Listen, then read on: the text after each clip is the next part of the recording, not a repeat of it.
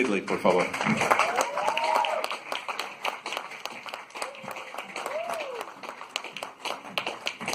Y por último, alguien que ha crecido con mucho de nosotros y que es un gran personaje, que lo queremos, una gran persona además. Un fuerte aplauso para Mark Hamill, Luke Skywalker.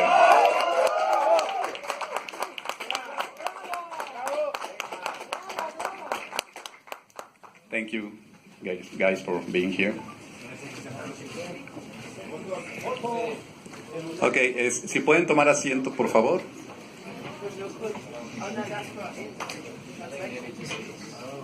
If you want to use the headset translation. Las preguntas pueden ser en inglés o en español. Tenemos traducción simultánea. Entonces, vamos a empezar, por favor. Por ahí les dimos unas paletitas, unos hand signals. Por favor, ¿quién tiene por ahí? Empezamos con la primera pregunta.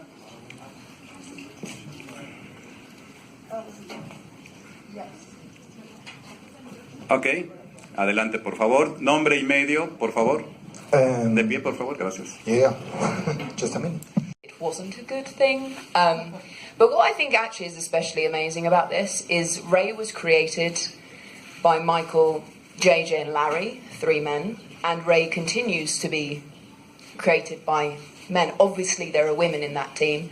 Kathy is incredible and runs Lucasfilm, but I think what's brilliant is the combination of the two, because we can't do one thing without the other. We can't have it that just women are feeling progress and men aren't, or vice versa. So to be playing an incredibly empowered woman in a wonderful film, surrounded by incredibly empowered characters, everyone is, and there's diversity and there's equality in this film in particular.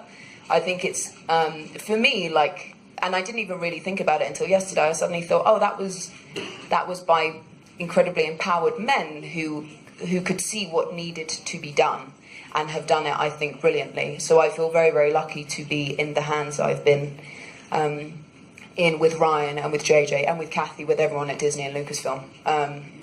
And I think obviously it's happening in cinema, everyone can see it's happening, that there's more representation across the board. And I feel really lucky that I get to be one of those people that is gets to play those empowered roles.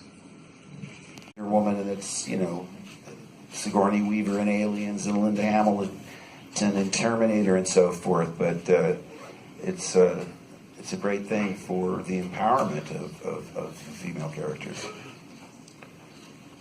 Por aquí. Hello, over here, Cristina Ibañez from Sensacine, Mexico. My question is for you, Mark. Us Mexicans, we learn a lot about Star Wars and Luke all over these years. It never gets old, and I'm just sometimes moved by the fact that they have taken us to heart, and you know, I don't encounter it on a day-to-day basis. It's usually when I come to fan events and so forth, and people tearfully recount how important these films are to them. Because, you know, at the end of the day, they're 2.5 hours of escapism. But as I've learned over the years, it means so much more than I could ever imagine. And the idea that I was a small part of something that made so many people so happy, it's just the greatest gift I could have ever been given. Now, back to the Skywalker Kenobi question. The thing is, anything I say is going to be, more weighted now. What I think is really amazing, because I didn't understand exactly the impact of Star Wars.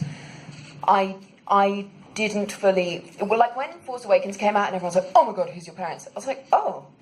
Like, I was genuinely surprised that was the main question. Because for me, like, getting into something eyes wide shut sort of thing, what I found so amazing in The Force Awakens is Rey meets Finn, and they've never met before. He's a defected stormtrooper.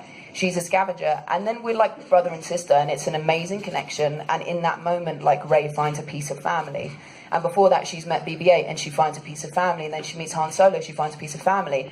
When she's finally with the Resistance, it's like, this is sort of where I belong, and then off she has to go on another adventure. But essentially, Rey is seeking belonging, and so obviously a lot of Star Wars is looking back and wondering where she came from. But I think the wonderful thing, especially about this film, is it's all about progress and the relationships people are making now, and obviously things are influenced by what you had before. But I just think it's beautiful, the relationships that are formed with people that aren't even necessarily, that wouldn't be classed as family, but family is who you choose, I think. You can choose to love people and bring them into your home and make a life with a group of people that have no blood relation to you. So whatever I say now is going to be taken. So in this film, Rey turns up and essentially has a quest.